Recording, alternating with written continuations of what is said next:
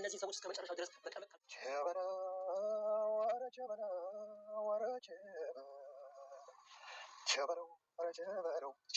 ቸበለው ይወለድና ቸበለው ገፍገፉ ቸበለው ጋን ይሸከማል ቸበለው ከነድፍድፉ ቸበለው ወረጅ አምሳ ቢወለድ ቸበለው አምሳ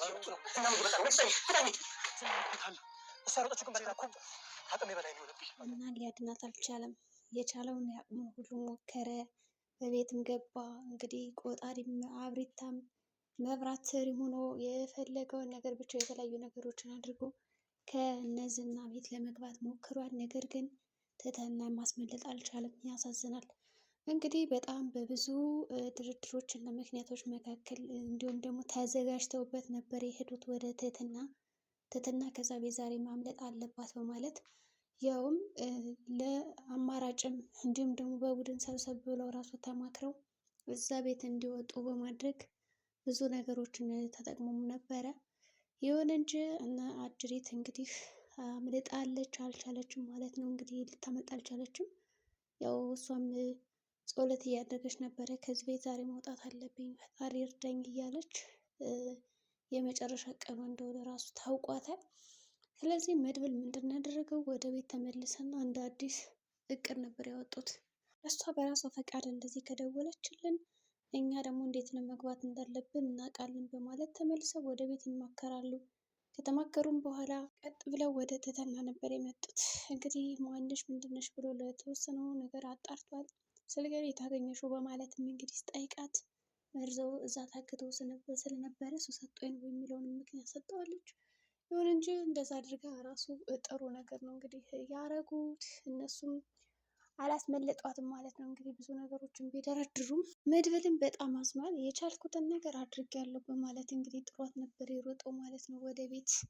ከዛ በተጨማሪ እንግዲህ ወደ ቤት ከመጡም በኋላ ያው ብሩክ በጣም ፈርቶ ነበረ። ወንድሙ ብቻውን እዛ ቤት ሲገባ አንድ ነገር ቢያደርገው ሲይዝ እና በዛ ላይ ደግሞ ሰዎች አሉ፣ ዶክተሮችም አሉ፣ የሆነ መርፌ ቢሰጠውስ እያለም ነበረ። ስለዚህ ከዛ ነገር ተቆጥቦ እንደምንም ብሎ አምልጧል። ትህትናም እንግዲህ አሁን ወጥታለች ከቤት፣ ግን ደግሞ ዝና ይቷታል። ስለዚህ ስትሮጥ ስላያት በእርግጠኝነት አይለቃትም። ወይስ ደግሞ ታመልጣለች ብላችሁ ታስባላችሁ? የእናንተ ሀሳብ ምን ሊሆን ይችላል? እስኪ ሀሳባችሁን። ዳጣም እንግዲህ ተስፋ ነበራት። መድብል እርግጠኛ ነኝ ልጅቷን ካስመለጣትማ አጣብሳቸዋለሁ እያለች ነው እንግዲህ። በእርግጥ ትህትና ምን አይነት እንደሆነች እንግዲህ ተገናኝተዋል ማለት ነው። ከብዙ ጊዜ በኋላ መድብልና ትህትና ተገናኝተዋል። ትህትና ግን በአሁኑ ከመለጠች እንግዲህ ከመድብል ጋር መሆኑ አይቀርም። እንዲሁም ደግሞ ለምስጋና ራሱ ብቅ ማለቱ አይቀርም። ስለዚህ እንግዲህ ከሪሞቴሳ ራሱ ዝና ከቤት እንደሌለ አውቁ፣ እንዲሁም ደግሞ ዶክተሮችን አስቀድሞ ልኮ ስለነበረ ወደ ቤት ተመለስ ነበር ሲለው ነበር። ዝና ደግሞ ግራ ግብት አለው። እንዴ ምንድን ነው ካሌብ ዛሬ ያበዛብኝ? እሷ ትዕዛዝ ምን አለ? የሚፈጠር ነገር አለ? የሰማው ነገር አለ ብሎ ለማጣራት ሞክሯል። እንግዲህ ተናግሬያለሁ፣ ሄድ ግባ ነው ያለው። ከዛ እንግዲህ እሺ በማለት ያው በጣም ውስጡ እራሱ ነግሮት ነበረ እንደምታመልጥ ትህትና ማለት ነው። ከማህሌት ጋር ወጣ ብለው ጠጡ በሉ። እንደገና ይሄው ራሱ ደስታ ሊሰጥ አልቻለም። የሆነ ውስጤ ደስተኛ አይደለም እያለ ነበረ። ግን ምናልባትም እኮ እንግዲህ ትህትና የጠፋ ወንድም አለ ብላለች። ምናልባት እህቱን ትሆን እንዴት ሳያውቅ አሳልፎ ለሌላ ሰው የሚሸጣት እንግዲህ በገንዘብ። ስለዚህ ዶክተሮች ደግሞ የትህትናን ኩላሊት እንግዲህ ለመውሰድ እየተጠባበቁ ነው። በዚህ ምክንያት ደግሞ በጣም ብዙ ገንዘቦች እንደሚሰጡ ዋጋ ወይም ደግሞ ቃል ተገብቶላቸዋል። ሰውየው ቀዶ ጥገናውን ከጨረሰ በኋላ ብዙ ገንዘብ እንደሚሰጣቸው ቀሪውን ምናምን ነው ተነጋግረው የጨረሱት። ይሁን እንጂ እነሱም እሺ ተባብለው እንግዲህ የሚፈልጉትን ነገር ለማድረግ ሞክረዋል። እንግዲህ ካደረጉም በኋላ እናም ያው በመጨረሻ ጊዜ እንደው ቢያንስ እንኳን ለእናቴ ልናገር፣ እኔ ቀኔ ነው ዛሬ እንደምሞት አውቃለሁ በማለት ለጓደኛዋ አብሮ አደግ ጓደኛ ለሆነችው እንግዲህ ክፍለ ሀገር ለሆነችው ደውላ እባክሽን እናቴ በቃ እንዳትጠብቀኝ ንገሪያት፣ ቀኔ ደርሷል ዛሬ በቃ። እና ጓደኛዋ ራሱ በጣም ግራ ግብት አላት። ምክንያቱም በሀገር ቤት ስልክ ቁጥር ስትደውል እንዴት ነው ውጭ ሀገር እኮ ሄደሻል ተብለሻል ምናምን ስትል ነበረ። ትህትና በአጠር አድርጋ በቃ ያለው ነገር ይሄ ነው፣ ችግር ውስጥ ነኝ፣ ላመልጥ አልችልም ብላታለች። ግን ደግሞ እናትና አባቶችን አደራ በይልኝ በቃ እንደምወዳቸው አይጠብቁኝ ብላ ነው እንግዲህ መልእክቱ የነገረቻት። አሳዛኝ መልእክት ነው እንግዲህ የነገረቻት ለጓደኛዋ። ጓደኛዋም እሺ በማለት ነው እንግዲህ ዝም ያለችው።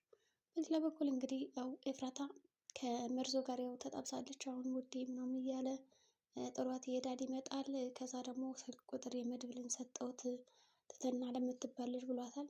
እንግዲህ እዚህ ቤት ሊደርስ ሲላት አታርም ነው ያለችው። በላህ ጠጣህ አሁን ውጣት የተመጣደሽ ማለት እንግዲህ እያስወጣችው ነው። እሷ የምትፈልገውን ነገር እያስገዛች እሱን ደግሞ እንግዲህ ያው እየቸረቸረችው ነው ማለት ይቻላል ሁሉን ነገር። ትልቅ ቤት ቢኖረኝ ራሱ ታድር ነበር፣ ግን ትንሽ ነው እያለች ነው እንግዲህ ስታስቸግር የነበረ። እንግዲህ ትልቅ ቤት ለመከራየት ደግሞ ተዘጋጅ ተብሏል። ምናልባት ይህን ቤት ከተከራየላት በኋላ ራሱ እንደው እሺ ብላ ልታምነው ነው ልትቀርበው ነው ወይስ ምንድን ነው የኤፍራታ አላማዋ? ብቻ ግን ግራ ግብት ይላል። ማህሌትም እንደተለመደው ከእህቷ ጋር ናት ያለችው። የእህቷን ምክር እየሰማች ብዙ ነገሮችን አታለይ። ዝናም በዚህ ምክንያት እንግዲህ አንቺ ጎበዝ አይደለሽም፣ በቃ ሰው ያለሽን ነገር ነው የምታደርጊ፣ እዛ ቤት ሂጂና ብሩክን አግብተሽ ኑሪ ብልሽ እምቢ አልሽ፣ ያው ወጣሽ፣ አስወጡሽ፣ አባረሩሽ፣ ሰርቀሻቸው ወጣሽ ይላታል። እሷም እንዴ አንተ እኮ ነህ ሰረቅ ያልከኝ አብረ አይደለም ትለዋለች። ግን እዚህ ጋር ማህሌት ምንም ቢሆን ደግሞ ዝናን የሚገርማችሁ ነገር አትከደውም። ባህሯን ነው እንጂ የምከዳ ዝናን አከዳም። ከተገናኙ ጀምሮ ቢሰድባት ቢያንቋሻት ምን ቢያረጋት ዝና ያላትን ነገር ከማድረግ ወደ ኋላ አትልም። ግን እነ ብሩክ የሆነ ነገር ሲያዟት ግን በጣም ነው የምከዳቸው ማለት ነው። እሺ ብላ ታጭበረብራቸዋለች ወይም ደግሞ የሆነ ኬዝ ነው የምሰራባቸው። ለዝና ሲሆን ግን ሁሉን ነገር ጠንቅቅ አድርጋ ትሰራለች። እንደው ብትሳሳትም እንኳን ለዝና ነው በቃ ታማኝነቷ ያለው። እንግዲህ ትህትና በጣም ፈርታ ነበር መድብል ወደዛ ቤት ሲገባ። ምክንያቱም እኔ የራሴ ልሞት እንደሆን አውቃለሁ፣ ግን ደግሞ ሌላ ሰው በእኔ ምክንያት እንዲሞት አልፈልግም እያለች በጣም ተሳቃ ነበረ። ተሳቃ ስልክ እያወራ እየገባ ራሱ ደህና ነኝ አትፍሪ አይዞሽ ምናምን እያላት እንግዲህ ወደ ውስጥ ገብታለች። እሱም ገብቷል። እንግዲህ መጨረሻው አይቷታል። እጇን ይዞ ነይ እንሂድ እያለ እየጎተታትም ነበረ። ለማምለጥ እንግዲህ ሞክሯል ሁለታቸውም።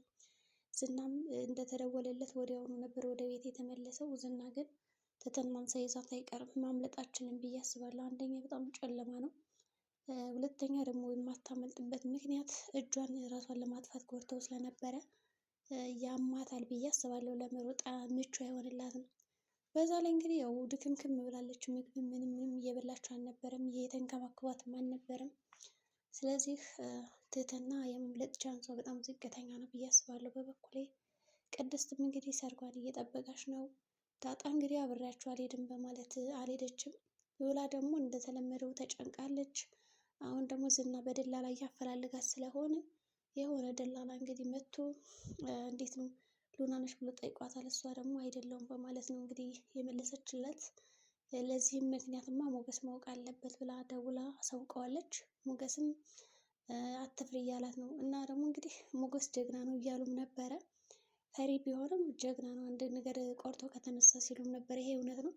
ሞገስ አሁን በጣም ፈሪ ይመስላል እንጂ ለአንድ ነገር ላመነበት ነገር ልክፈል ካለ በደንብ አስቦበት ተረጋግቶ ምናምን ነው የሚያደርገው። ተመችቷታል ባሏ ሉላ ምናምን እያለች ስታሞግሰው ዝና በጣም ነበር የተናደደባት። አሁን ምን ይመቻል ያ ፈሪ የሆነ ሰው ገንዘብ የለው ምን የለው እያለ ሲያንቋሸው ነበረ። ማህሌት ግን እንደዛ አይደለም፣ ላመነበት ነገር ሟች ነው። ፈሪ ቢመስልም ግን ደግሞ ካቀደ በጣም ከባድ ነው፣ እንደሱ አይነት ሰው አይገኝም እያለችውም ነበረ።